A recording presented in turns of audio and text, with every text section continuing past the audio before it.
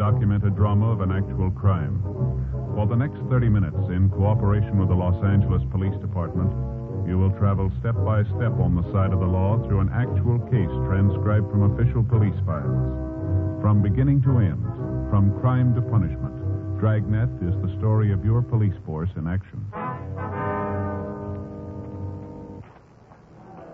It was Wednesday, February 10th. It was cold in Los Angeles. We were working the day watch out of juvenile detail. My partner's Frank Smith. The boss is Captain Powers. My name's Friday. I was on my way into the office, and it was 8:01 a.m. when I got to Georgia Street Juvenile. Squad room. Hi, Frank. Well? Well, what do you think? About what? Ruth, what do you think? Well, she's nice, sure. Was that all you got to say? Well, what do you want me to say? Well, did you like her? She's a nice girl, yeah. You got another date with her? No, I told her I'd call her sometime.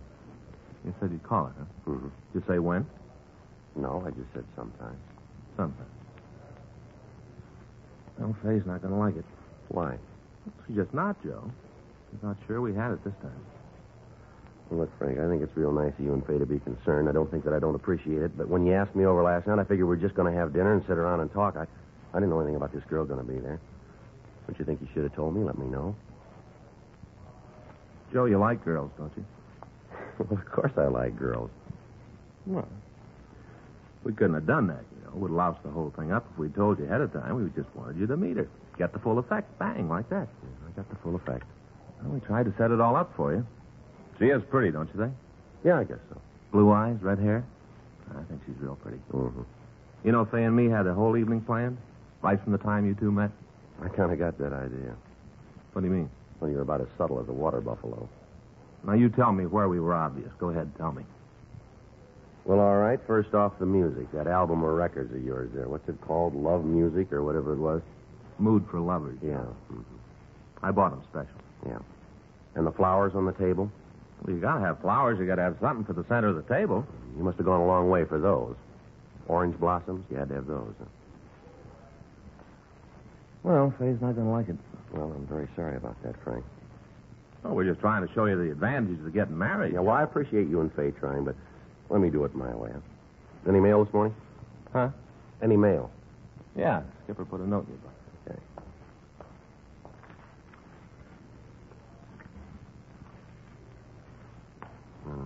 Tickets for the police show. You got to sell tickets, huh? Yeah, so do you. Here's your book.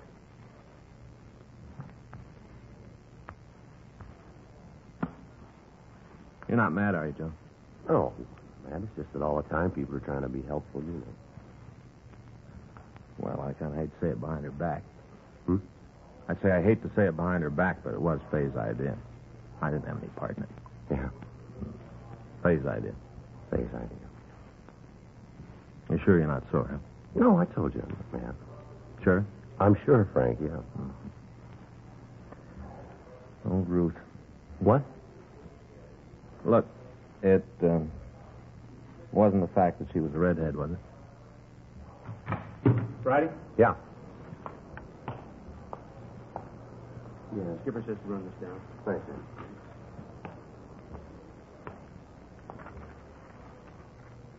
What do you got? Take a look at this. Huh? Dear sir, I have some information for you about a big dope ring. It's important I talk to you. I'll meet you at the streetcar stop at 7th and Broadway on the east side after 3:45 p.m. tomorrow afternoon, Wednesday. That's today, huh? Yeah, read the rest of it. I can't tell you my name now, but I'll be wearing a green skirt and a plaid sweater. I'll be standing right by the streetcar stop. What do you think? I don't know. No signature. You got anything in the envelope? No. It's postmarked L.A., addressed to Juvenile Division. No way of telling where it came from. Think it's from a crank? Well, there's one place we can find out. Yeah. 7th and Broadway.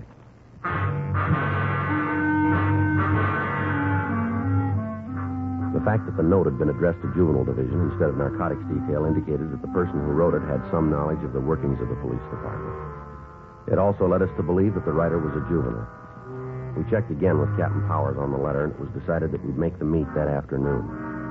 Frank and I spent the rest of the morning going over reports on a case that we just finished, and at 3:15 p.m. we left the office. Frank stopped the car at 8th and Broadway for a traffic signal, and I got out and walked the remaining block. There was no one at the streetcar stop dressed in a green skirt and a plaid sweater. While Frank circled the block, I waited. 3:40 p.m., still no sign. At 3:52, a woman of about 23 got off the streetcar and waited on the corner. She was wearing a dark green suit with a plaid blouse. I waited for some indication that she might be the person we were waiting for, but she gave none. Finally, she turned, walked across the street, and disappeared into the crowd. 4 o'clock, 4:15, still no sign of the letter writer. 4:30, 4:45. Frank pulled into a loading zone near the corner, and I went over to talk to him. What do you think? Well, I don't know. She's an hour late now. Uh-huh. Well, that note must have been from a crank. Yeah, I guess so. Well, come on, get in. We better go back to the office. Yeah. Hey, wait a minute, Joe. What? Right there, crossing the street. Oh, yeah. Matches the description. Must be her. Well, she's looking this way. I'll check it. She looked about 15. Brown hair and a thin, young face. She was carrying an armful of school books. She paused in the corner and watched me. I walked up to her and told her I was a police officer. She nodded and then walked out to the safety zone and climbed onto a waiting streetcar. I followed her. She walked to the back of the car and took a seat. I sat down next to her. I could see Frank following us in our car. We rode 3 blocks before she spoke. I'm sorry I was late. It's all right. I usually try to be on time, maybe even a little early. That's the way it should be, don't you think? Well, what was it you wanted to talk about, miss? I got hung up at school, couldn't get away when I thought I would. Yeah. That's the reason I'm late. Well, you said something in the note about a narcotics ring. How much am I going to get involved in this? What do you mean? How deep am I going to get? I don't want any trouble myself.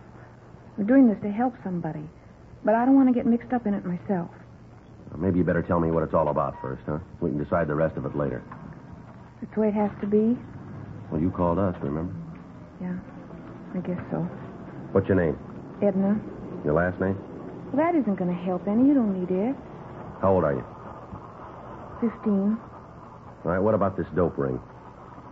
I want to tell you about it. A friend of mine is in pretty deep. I think she's hooked bad. I want to help her. What's your friend's name?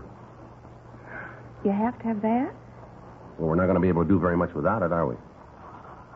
Catherine. I can't give you her last name. I can't. How old is she? 15. All right, now what makes you think she's using narcotics? I just know, that's all. Well, that's a pretty serious charge. You must have some reason for saying it. I've got a reason. I've got good reasons.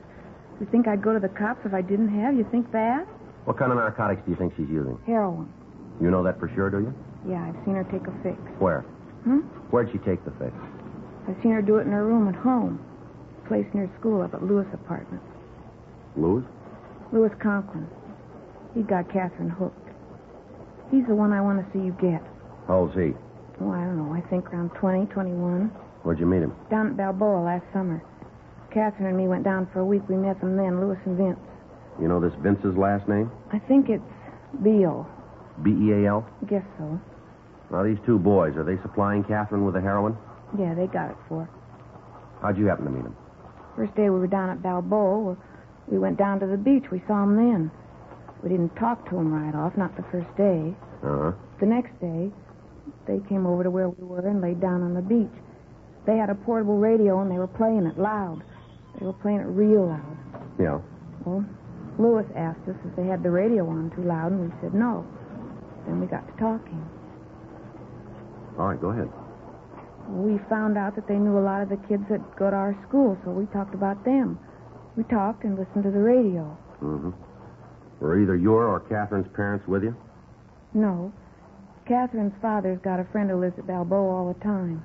We were staying with her. All right, go ahead. After we knew them a week, one night they suggested that we go for a ride down the coast toward San Diego. Yeah. They'd never given us any trouble, so Catherine and me talked it over and decided to go. They'd never gotten fresh or anything, so we thought it'd be all right. Mm-hmm. We drove down the beach, and then we stopped. Boys had some beer in the car, and we drank some of it, just a little. We didn't think it would hurt, just a little. All right. I guess we drank more than we thought, because we both got a little drunk.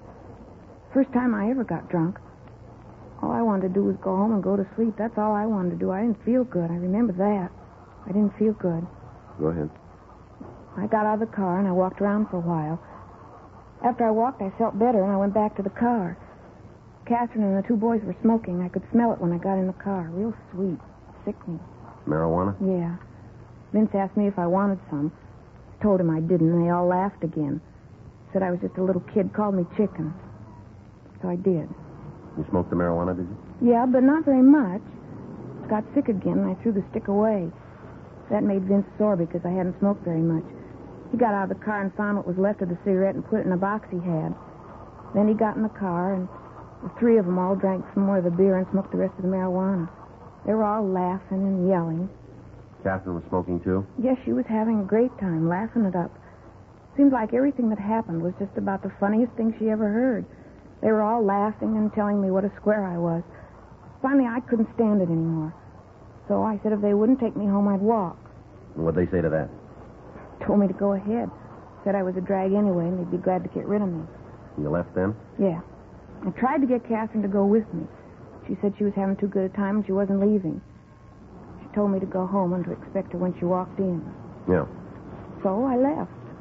Got out of the car and walked up the highway. Was going to catch a ride back to town. Pretty scared, but I wanted to get back. I didn't feel very good. Mm-hmm. I waited for the car, but the ones that went by wouldn't stop. Then Vince and Louis and Catherine came by. They told me to get into the car, and we drove home. I had to wait out in front with Catherine until she sobered up. She said she was too drunk to go into the house.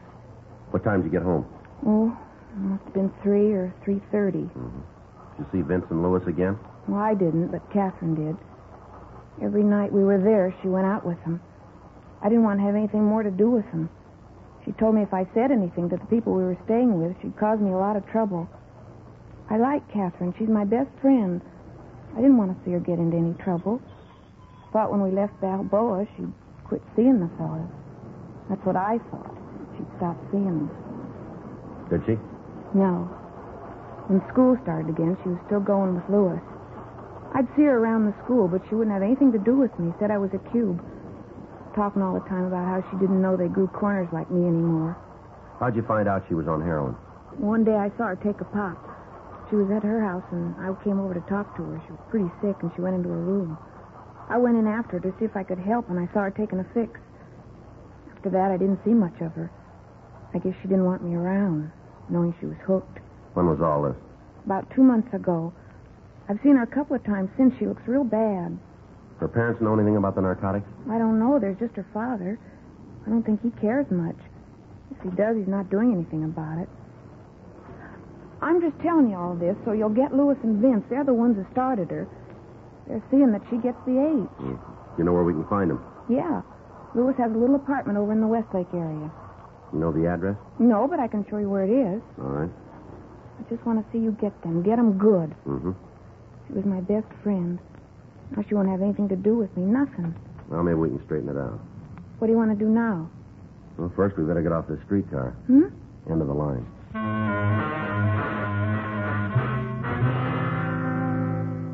Edna and I got off the streetcar, and Frank picked us up.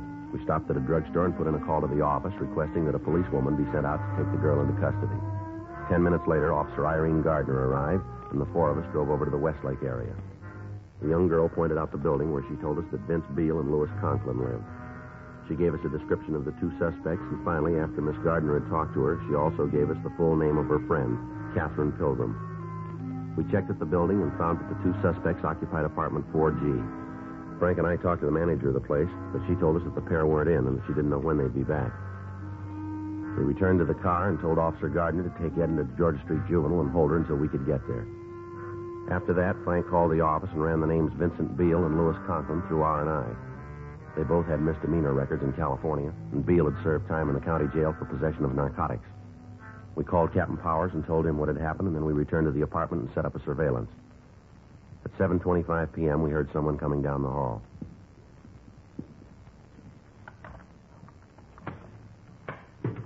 Don't worry about a thing, honey. It's all going to be all right.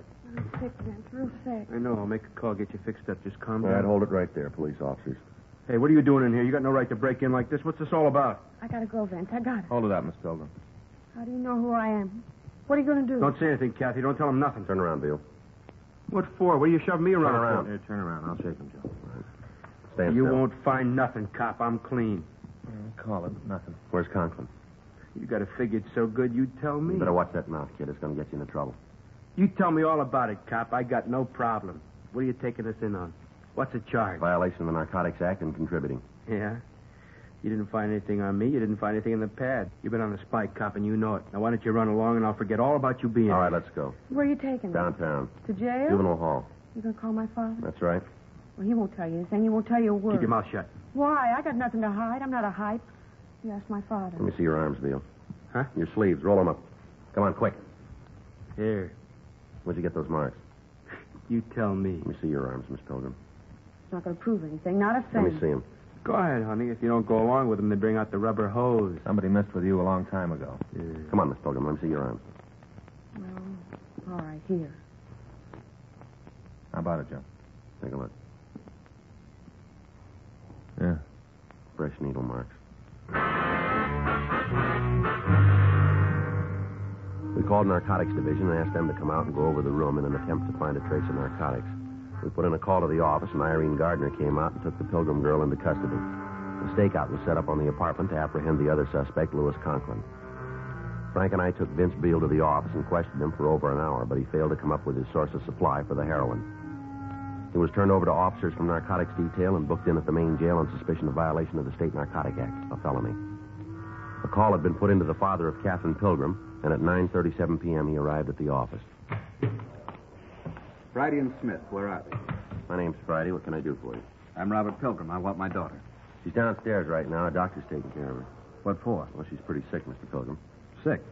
What's the matter? You've got no right to give her any kind of medication without my approval. We couldn't reach you. How hard did you try? We called your home and your place of business. We got no answer.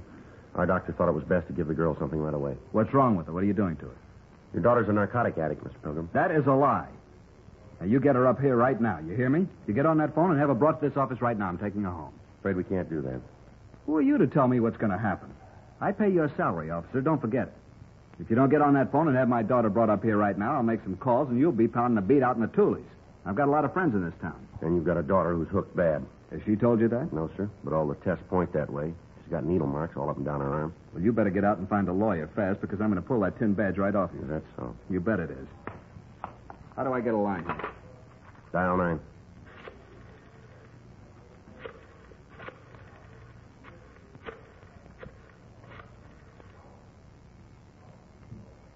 Hello, Jack. This is Bob Pilgrim. I'm down at the police station. Yeah, Kathy's here. The cop says she's a hophead. I want you to tell him. Here, you talk to him. Yes, sir. Who am I speaking with? Mm-hmm. Yes, sir. Yes, sir. Well, we did find hypodermic marks. I see. All right, sir. We'll be checking with you. Now you'll get my daughter?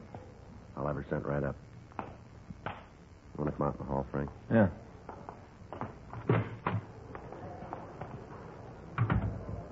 Who'd he call? This is a family doctor. We might not have a case here. What's the matter? Well, the doctor says he's been treating the girl for the past 6 months. Yeah. Been giving her hypodermic injections.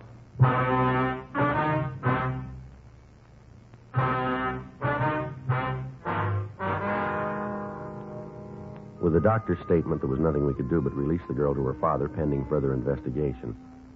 The parents of the teenager who had written us the first letter came to the office, and she was released to them. At 11:40 p.m. that night, we got word that the other suspect had returned to the apartment and had been taken into custody. He was identified as Louis Conklin, age 23. He was taken to the main jail and booked on the same charges as Vincent Beale. Their apartment was gone over, but no trace of narcotics was found. We questioned both suspects again, but they failed to cooperate with us. Frank and I checked out of the office and went home. The following morning, we drove out to see the doctor who had told me he was treating the Pilgrim girl. He said the girl was underweight and highly nervous and that he had been giving her vitamin injections. He went on to say that he'd stopped treating her 5 months previous at her father's request and that he had not seen the girl since then. February 11th, 10:24 a.m. We checked the car belonging to Vincent Beale. In the trunk, we found an expensive leather jacket. It looked too expensive to be worn by a man who had the reputation of never holding a job. We took the jacket over to the crime lab and had it checked.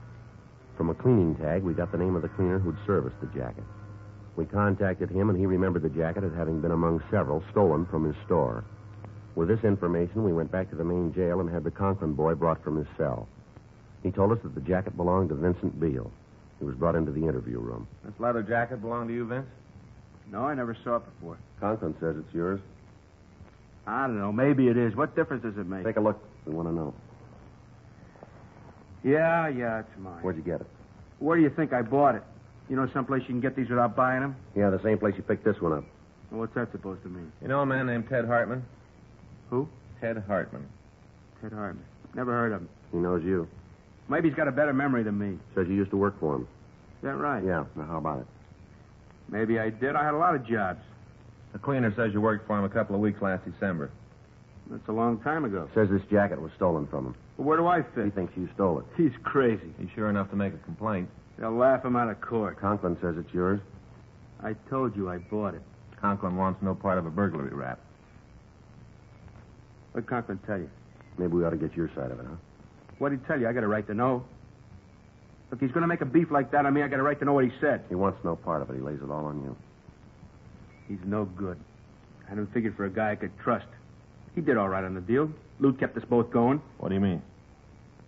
I thought he told you all Yeah, about well, it. we want to hear it from you. A lot of times stories get all mixed up. Now we want to get it right. Now, we knocked the place, but it was both of us. Lou was in on it all the way. Go ahead. We were scratching for H. We had it real bad. We needed some way out. I thought about the cleaning place. Figured we could score good. Well, we did all right. Took care of three of us for a long time. You, Conklin, and the Pilgrim girl, is that it? Yeah, that's it. What were you shooting? Me and Lou kept it down. The Pilgrim kid, she built up fast. She was juicing 5 caps a day. I should have listened to Lou. He kept telling me to drop her, leave her alone. Yeah. There wasn't anything between us. It was just for laughs, and then all of a sudden she was hooked bad. We had to do something. We stole her jacket so we could keep her supplied.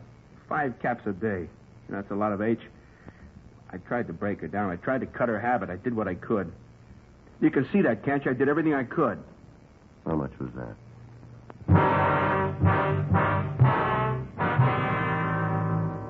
$5:23 p.m. Frank and I, along with policewoman Irene Gardner, drove out to the Pilgrim residence. We went up to the front porch and rang the bell.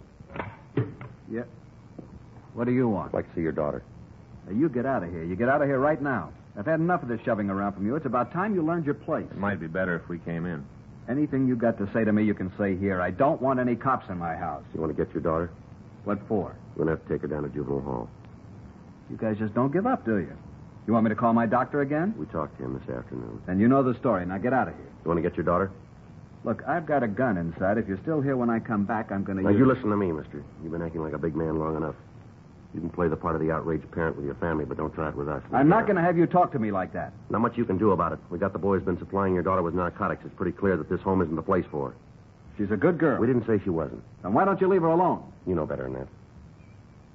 Can do you boys some good downtown. I got a lot of friends. You're going to need them.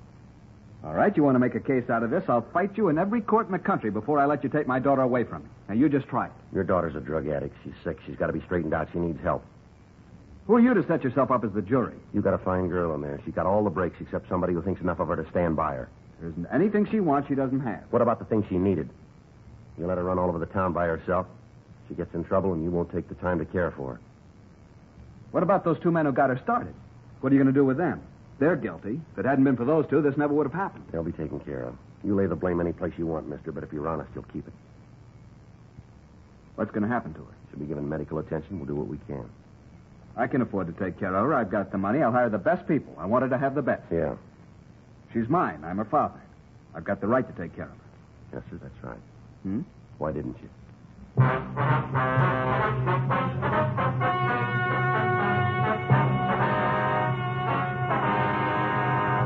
Vincent Norman Beale and Louis Shellman Conklin were tried and convicted of 1 count of burglary and additional charges of violation of the State Narcotic Act of felony and contributing to the delinquency of a minor. They received sentences as prescribed by law.